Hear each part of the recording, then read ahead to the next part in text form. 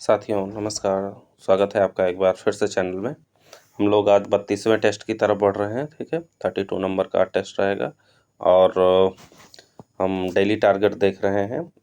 हमारा साइंस की क्लासेस ख़त्म हो चुकी हैं। आज से हम यूपी स्पेशल शुरू करेंगे और साथ साथ हिंदी के प्रश्न भी देख रहे हैं। चलते चलते हम हिंदी के प्रश्नों को देखते हैं। ठीक है, तो चलिए बिना देर किए हुए शुरुआत करते हैं आज के प्रश्नों को हम लोग।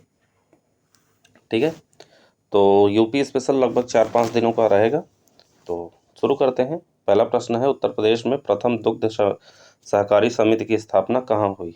तो सबसे पहले दुग्ध सरकारी समिति की स्थापना होती है आपकी लखनऊ में। कहाँ? लखनऊ में।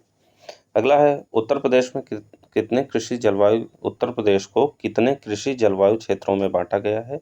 ये प्रश्न पूछा गया है, याद कर लीजिएगा। 9 कृषि जलवायु क्षेत्र हैं टोटल। ठीक है, कहीं भी 10 दिया रहेगा, कहीं 11 दिया रहेगा, लेकिन 9 सही है। ठीक है, अगला प्रश्न है, उत्तर प्रदेश में काली मिट्टी का क्षेत्र कौन सा है? तो बुंदेलखंड जो क्षेत्र है वो काली मिट्टी का क्षेत्र है। अगला प्रश्न है, मार या माड दोनों जो है मृदा का एक ही रूप है। मृदा उत्तर प्रदेश के किस जिले में पाई जाती है? तो ये झांसी में पाई जाती है। कहाँ? झांसी में। अगला है, उत्तर प्रदेश प्रमुख वाणिज्यिक फसल है? तो उत्तर प्रदेश की वाणिज्यिक फसल गन्ना है।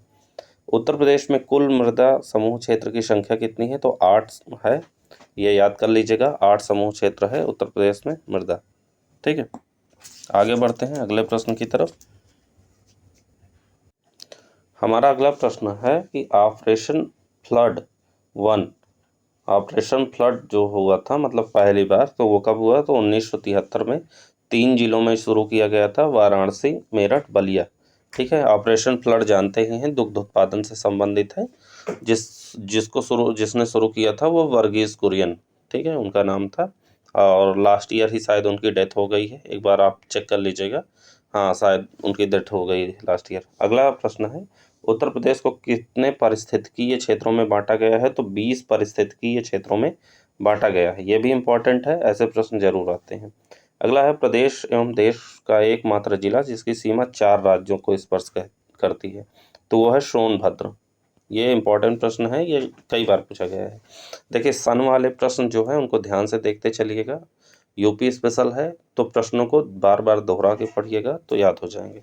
ठीक है, तो उत्तर प्रदेश में पशुपालन विभाग की स्थापना होती है 1944 में। ठीक है, फिर उत्तर प्रदेश में मत्स्य विभाग की स्थापना होती है 1966 में। फिर उत्तर प्रदेश में दुग्ध विकास की स्थापना होती है 1973 में। राज्य दुग्ध परिषद की स्थापना होती है 1976 में। अगर देखिए प्रश्न आ जाए कि क्रम से सजाइए तो क्रम देखते जाइएगा। सही, ठीक है। आगे बढ़ते हैं, अगला प्रश्न है, चकबंदी कार्यक्रम योजना की शुरुआत होती है 1954 में। किसान बही योजना 1992 में। कब? 1992 में। किसान उदय योजना, तो किसान उदय योजना 23 सितंबर 2017 को वापस से शुरू की जाती है। ये इम्पॉर्टेंट है, ठीक है, इसको याद करके जाइएगा इम्पॉर्टेंट प्रश्नों को, क्योंकि जो नियरेस्ट वाले होते हैं उनमें से जो है ज़्यादा पूछ लेता है। किसान मित्र योजना जून 2001 से शुरुआत की जाती है। ठीक है, ये भी इम्पॉर्टेंट है।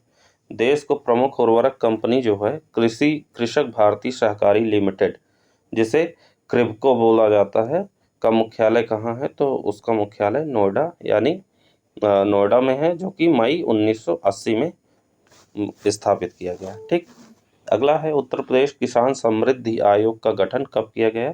तो किसान समृद्धि आयोग का गठन नवंबर 2017 में किया गया है। ठीक, अगला है, उत्तर प्रदेश माटी कला बोर्ड। उत्तर प्रदेश माटी कला बोर्ड का गठन कब किया गया? तो उत्तर प्रदेश माटी कला बोर्ड का गठन किया गया जुलाई 2018 में। ठीक, अगला है, उत्तर प्रदेश के भांबर क्षेत्र में किस प्रकार की मृदा पाई जाती है? तो भांबर क्षेत्र में कंकरीली पथरीली मृदा पाई जाती है। भांबर, ठीक है, भांबर क्षेत्र में कंकरीली पथरीली मृदा पाई जाती है। आगे बढ़ते हैं, अगला प्रश्न है, उत्तर प्रदेश का क्षेत्रफल देश के क्षेत्रफल का कितना है? तो 7.3% है, याद कर लीजिएगा। ठीक है, ऐसे कंफ्यूजन वाले प्रश्न जरूर आते हैं, कहीं 7.2 रहेगा, 7.1, 7.4 दे देगा, लेकिन सही ऑप्शन 7.3 है। अगला है, उत्तर प्रदेश में 3 कृषि निर्यातक क्षेत्र कौन कौन से हैं?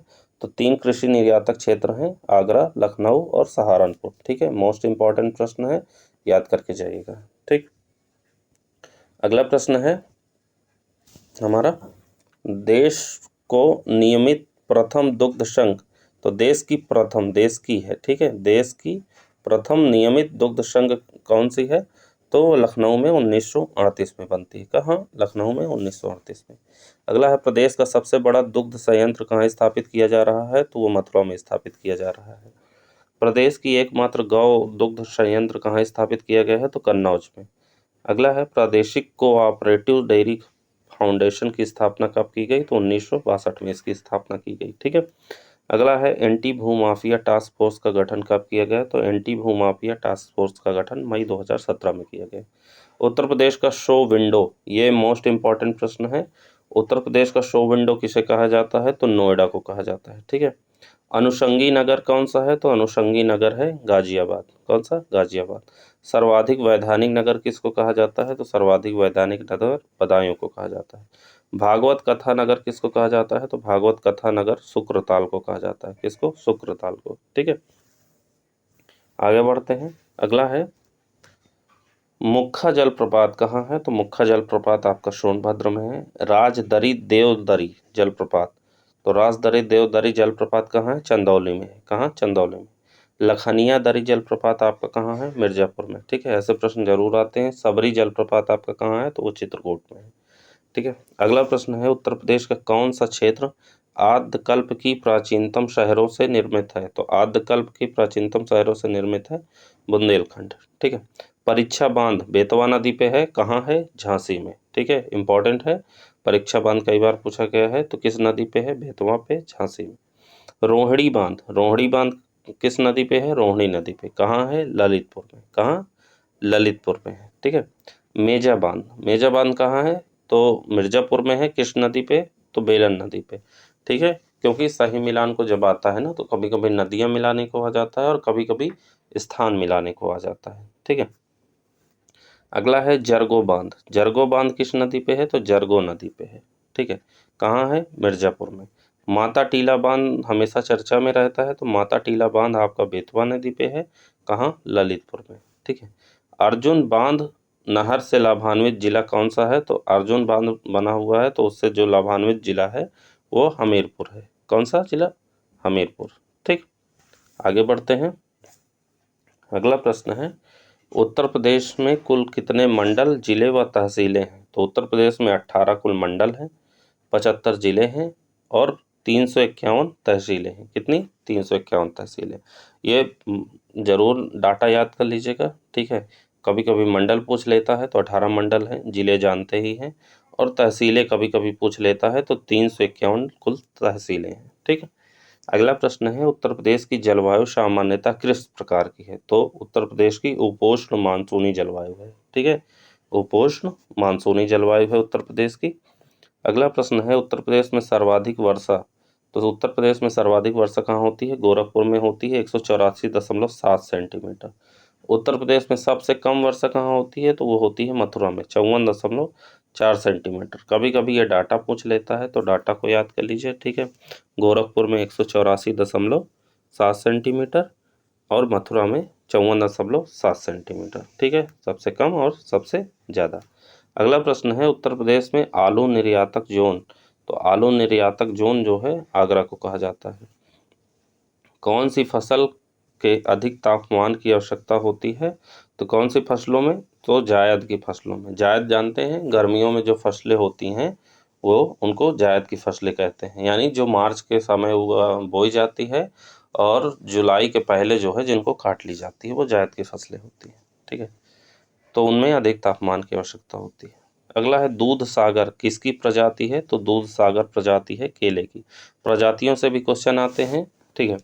अगला है, कुंद्रा समुंदर झील उस स्थान से संबंधित है जहाँ से चंद्रशेखर आज़ाद का संबंध है। तो चंद्रशेखर आज़ाद का संबंध जानते ही हैं, कहाँ से है? उन्नाव जिला से है, ठीक है। तो वहीं कुंद्रा समुंदर झील है, ठीक है। ऐसे प्रश्न भी बनाता है, तो ऐसे प्रश्नों के लिए भी तैयार रहिए, ठीक। उन्नाव सही होगा।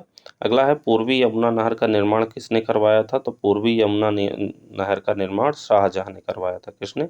शाहजहां ने, ठीक। आगे बढ़ते हैं अगले प्रश्न की तरफ। अगला प्रश्न है, कुफरी पुखराज किसकी किस्म है? तो कुफरी पुखराज जो है आलू की किस्म है, पुखराज नाम की आलू आती है, ठीक है। कई जगह उसको पुखराज बोला जाता है और कई जगह पुखराज बोला जाता है, ठीक। तो कुफरी अगर ऑप्शन में रहे तो वो आलू की जो है फसल होती है, ठीक है, आलू की किस्म है। अगला है नीम कोटेड यूरिया की वाष्पीकरण दर होती है। तो जो नीम कोटेड यूरिया की वाष्पीकरण की दर होती है वो कम होती है, ठीक है। पहले जो यूरिया आती थी वो क्या करते थे किसान, जब उनको छिड़क के आता था दोपहर में, शाम को या सुबह, तो वाष्पीकृत होके जो है वो तुरंत उड़ जाती थी वायुमंडल में, या तो जो है वो जो है घुल जाती थी और बहुत सारी चीज़ें और घुल नहीं पाती थी। लेकिन अब जब से नीम कोटेड यूरिया आ रही है, वो नीम कोटेड यूरिया नाइट्रोजन का रूप ले रही, तो पौधों को जितनी आवश्यकता होती है वो सारा जो है नाइट्रोजन उनको मिल जाता है, और साथ साथ नीम की वजह से जो है उनको बढ़िया खाद भी मिल जाती है, मतलब जिससे कीटनाशकों में के लिए थोड़ा रोकथाम हो जाता है, ठीक है। तो नीम कोटेड यूरिया की वाष्पीकरण की दर कम होती है, ठीक। अगला है कौन सा कार्यक्रम 21वीं सदी में सर्वप्रथम हुआ।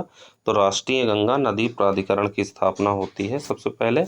अगला है राष्ट्रीय गंगा परिषद बोर्ड में कितने राज्यों के मुख्यमंत्री को शामिल किया गया है। तो 5 राज्यों को मुख्यमंत्रियों को शामिल किया गया है। कौन कौन से? उत्तराखंड, उत्तर प्रदेश, बिहार, झारखंड, पश्चिम बंगाल, ठीक है। इन राज्यों से होकर गंगा नदी बहती है, जानते ही हैं। तो इसलिए 5 राज्यों के मुख्यमंत्रियों को शामिल किया गया है राष्ट्रीय गंगा परिषद बोर्ड में, ठीक है। आगे बढ़ते हैं। अगला प्रश्न है उत्तर प्रदेश में सबसे ज़्यादा सिंचाई किससे होती है। तो सबसे ज़्यादा गहरे नलकूप से होती है, ठीक है। ट्यूबवेल जानते ही हैं, जो इलेक्ट्रिक ट्यूबवेल आते हैं या वैसे ही भी आते हैं, उनसे सबसे ज़्यादा सिंचाई होती है उत्तर प्रदेश में। अगला है बनवासा बैराज का संबंध किससे है। तो बनवासा बैराज का संबंध पीलीभीत से है। किससे? पीलीभीत से। अगला है गंगा और यमुना नदी उत्तर प्रदेश के कितने जिलों से होकर बहती है। तो गंगा और यमुना नदी बहती है, गंगा नदी बहती है 18 जिलों से और यमुना नदी बहती है 19 जिलों से, ठीक है। ये याद रखिएगा कि गंगा नदी जो है 28 जिलों से बहती है उत्तर प्रदेश में, और यमुना नदी 19 जिलों से होकर बहती है, ठीक। अगला है कौन सा पुरस्कार देसी नस्ल की गाय पालन एवं दुग्ध उत्पादन के लिए दिया जाता है। तो नंद बाबा पुरस्कार। ये प्रश्न मैंने पूछा था, याद होगा जो है मैंने कम्युनिटी टाइम में ये प्रश्न पूछा था। अगर आपको याद होगा, जिन जिन का गलत हुआ है वो जान ले कि ये जो है देसी नस्ल की गाय पालन और दुग्ध उत्पादन के लिए दिया जाता है नंद बाबा पुरस्कार, ठीक है। अगला प्रश्न है किसकी शुद्धता जांचने हेतु कन्नौज में fragrance and flavour development centre की स्थापना की गई है। तो वो मेंथा ऑयल की जांच हेतु की गई है, ठीक है। मेंथा ऑयल जो है, जिसको हम पिपरमेंट कहते हैं, वही मेंथा ऑयल होता है, ठीक है। उसी की जांच के लिए fragrance and flavour development centre की स्थापना जो है की गई है कन्नौज में, ठीक है। अगला प्रश्न है प्रदेश में भूगर्भ जल विभाग की स्थापना कहाँ की गई है। तो भूगर्भ जल विभाग की स्थापना की गई है 1975 में। कब की गई है? 1975 में, ठीक है। आगे बढ़ते हैं। अगला प्रश्न है कौन सा जिला उत्तरांचल, हिमाचल प्रदेश और हरियाणा के साथ सीमा साझा करता है। तो वो है सहारनपुर। आप मैप उठा के देखिए, उत्तर प्रदेश में देखिए कि सहारनपुर सबसे कॉर्नर में मिलेगा, जो कि उत्तरांचल, हिमाचल प्रदेश और हरियाणा के साथ सीमा साझा करता है, ठीक है। अगला प्रश्न है बुंदेलखंड क्षेत्र और एनसीआर में कितने जिले आते हैं। तो बुंदेलखंड क्षेत्र में आते हैं 7 जिले और एनसीआर क्षेत्र में आते हैं 8 जिले, ठीक है। तो बुंदेलखंड क्षेत्र 7 जिले और एनसीआर में 8 जिले आते हैं, ठीक है। अगला प्रश्न है सेखा झील कहाँ स्थित है। तो सेखा झील है अलीगढ़ में। कहाँ? अलीगढ़ में। अगला है उत्तर प्रदेश सरकार ने प्रथम बार उत्तर प्रदेश दिवस कब मनाया था। तो 24 जनवरी 2018 को मनाया था, ठीक है। क्या? उत्तर प्रदेश दिवस पहले नहीं मनाया जाता था, लेकिन 24 जनवरी 2018 से मनाया जाने लगा है, ठीक। अगला है उत्तर प्रदेश सरकार ने जुड़वा मछली का राज्य चिन्ह अंगीकार किया है। तो आप देखिए, जो उत्तर प्रदेश का राजकीय चिन्ह है उसमें 2 मछलियां भी बनी हुई हैं। तो कहाँ से लिए गए हैं? तो वो लिए गए हैं रूमी दरवाजे से, जिसका निर्माण आशुफुद्दौला ने 1784 में करवाया था, जो कि 60 फीट ऊंचा दरवाजा है। कभी कभी दरवाजे की ऊंचाई भी पूछ लेता है, ठीक है।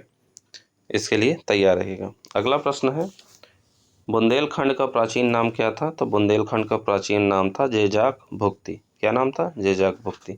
गोमती की सहायक नदी है तो गोमती की सहायक नदी शाही है। ठीक है, तो एक बार ये प्रश्नों को जरूर देख लीजिएगा, कौन किसकी सहायक है, कौन बाएं किनारे से बहती है और कौन दाएं किनारे से बहती है, खासकर उत्तर प्रदेश की नदियाँ। ठीक है, अगला है ठिठौरा झील। तो ठिठौरा झील कहाँ है आपका? फतेहपुर में है। भरतकुंड, भरतकुंड आपका कहाँ है? अयोध्या में। नौ झील कहाँ है आपकी? मथुरा में। चिलुवाताल, चिलुवाताल कहाँ है आपका? गोरखपुर में। रामगढ़ ताल व चिलुवाताल जो है कहाँ है? गोरखपुर में, अभी बताया। तो रामगढ़ ताल कहाँ है आपका? गोरखपुर में। तो ये रहे हमारे जीएस के प्रश्न। कम से कम 2-3 बार वीडियो को यूपी स्पेशल जरूर देख लीजिएगा, सारे प्रश्न याद हो जाएंगे। ठीक है, अब चलिए शुरुआत करते हैं वापस अनेक शब्दों के एक शब्द से। हिंदी एक बार ख़त्म हो चुकी है, दूसरी बार हम शुरुआत करने जा रहे हैं। ठीक है, तो अनेक शब्दों के एक शब्द हैं। ठीक है, तो हमारा पहला प्रश्न है संपूर्ण समाज से संबंधित। संपूर्ण समाज से संबंधित को एक शब्द में कहते हैं समष्टि मूलक या समष्टिगत। ठीक है, अगर मिसप्रिंट लिख हो रहा हो तो मैं लिख देता हूँ समष्टि मूलक। ठीक है, या समष्टिगत, समष्टिगत। ठीक है, समष्टि मूलक या समष्टिगत। जिस पर अनुग्रह किया गया, जिस पर अनुग्रह किया गया हो उसको अनुग्रहीत कहते हैं। जो पढ़ा ना जा सके, जो पढ़ा ना जा सके उसके लिए एक शब्द क्या हो जाएगा? अवाच्य या अपठनीय। जिसे पढ़ा ना गया हो वो अपठित। जिसकी गिनती पहले हो वो अग्रगण्य या अग्रणी, अग्रगण्य या अग्रणी। जो ना जाना गया हो, जो ना जाना गया हो के लिए एक शब्द अज्ञात। जिस क्रिया का कोई कर्म ना हो, तो जिस क्रिया का कोई कर्म ना हो के लिए एक शब्द अकर्मक। जो ढका ना हो, तो जो ढका ना हो उसके लिए एक शब्द क्या हो जाएगा? अनावृत, अनावृत। जो दोहराया ना गया हो, तो जो दोहराया ना गया हो उसके लिए एक शब्द है अनावर्त। ठीक है, अनावृत्त और अनावर्त में अंतर होता है। ठीक है, अनावृत्त वो होता है जो ढका ना गया हो और अनावर्त वो होता है जो दोहराया ना गया हो। ठीक है, अगला है जिसका जवाब ना दिया गया हो। तो जिसका जवाब ना दिया गया हो के लिए एक शब्द क्या हो जाएगा? अनिस्तीर्ण। क्या हो जाएगा? अनिस्तीर्ण। अगला है सीमा का अनुचित उल्लंघन करना। तो सीमा का अनुचित उल्लंघन करने के लिए एक शब्द क्या होगा? अतिक्रमण। थोड़ा जानने वाला, थोड़ा जानने वाला के लिए एक शब्द क्या हो जाएगा? अल्पज्ञ। अधिकार या कब्जे में आया हुआ, तो अधिकार या कब्जे में आया हुआ के लिए एक शब्द क्या हो जाएगा? अधिकृत। जो परिणय विवाह या सूत्र में ना बंधा हो। ठीक है, जो परिणय सूत्र में ना बंधा हो के लिए एक शब्द क्या हो जाएगा? अपरिणीत। क्या हो जाएगा? अपरिणीत। अगला है जो शुद्ध ना किया गया हो। तो जो शुद्ध ना किया गया हो के लिए एक शब्द क्या हो जाएगा? अपमार्जित। क्या हो जाएगा? अपमार्जित हो जाएगा। ठीक है, अगला प्रश्न है जिसके पास कुछ न हो। जिसके पास कुछ न हो उसके लिए एक शब्द क्या हो जाएगा? अकिंचन। क्या हो जाएगा? अकिंचन। जो सदा से चला आ रहा हो, जो सदा से चला आ रहा हो के लिए क्या शब्द हो जाएगा? अनवरत। क्या हो जाएगा? अनवरत। जो ना जाना जा सके, जो ना जाना जा सके के लिए एक शब्द क्या हो जाएगा? अज्ञेय। क्या हो जाएगा? अज्ञेय। ठीक है, इसी तरह प्रश्नों को याद करना है। अगला है जिसका कोई घर या निकेत ना हो। तो जिसका कोई घर या निकेत ना हो के लिए क्या शब्द हो जाएगा? अनिकेत। जिसका कोई निश्चित मत या सिद्धांत ना हो। तो जिसका कोई निश्चित मत या सिद्धांत ना हो के लिए क्या शब्द हो जाएगा? अनिकेत। क्या हो जाएगा? अनिकेत। अगला है ऐसी जीविका जो आकस्मिक हो। तो ऐसी जीविका जो आकस्मिक हो उसके लिए एक शब्द हो जाएगा आकाश वृत्ति। क्या हो जाएगा? आकाश वृत्ति। अगला है जो क्षीण ना हो सके। जो क्षीण ना हो सके के लिए एक शब्द अच्छय। जिस पर आक्रमण ना किया जा सके। तो जिस पर आक्रमण किया ना जा सके, ना किया जा सके के लिए अयोध्या। इंपॉर्टेंट प्रश्न है, ये याद कर लीजिएगा। ठीक है, जिसकी कोई सीमा ना हो। जिसकी कोई सीमा ना हो के लिए एक शब्द क्या हो जाएगा? असीम। और जो सीमित ना हो वो हो जाएगा असीमित। ठीक है, दोनों में अंतर है। जिसकी कोई सीमा ना हो के लिए असीम और जो सीमित ना हो वो असीमित। ठीक है, अगला है गौर से देखना, मनन या चिंतन के लिए एक शब्द क्या हो जाएगा? अनुप्रेक्षा। क्या हो जाएगा? अनुप्रेक्षा। अगला है जो हिसाब किताब की जांच करता हो, तो जो हिसाब किताब की जांच करता हो के लिए क्या शब्द हो जाएगा? अंकेक्षक। अगला है जिसका वचन या वाणी द्वारा वर्णन ना किया जा सके, जिसका वचन या वाणी द्वारा वर्णन ना किया जा सके या जिसे वाणी व्यक्त ना कर सके के लिए शब्द क्या हो जाएगा? अनिर्वचनीय या अवर्णनीय। क्या हो जाएगा? अनिर्वचनीय या अवर्णनीय। ठीक, आगे बढ़ते हैं।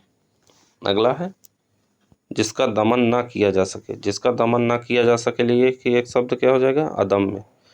जिसे शोक ना हो या शोक रहित के लिए शब्द हो जाएगा अशोक।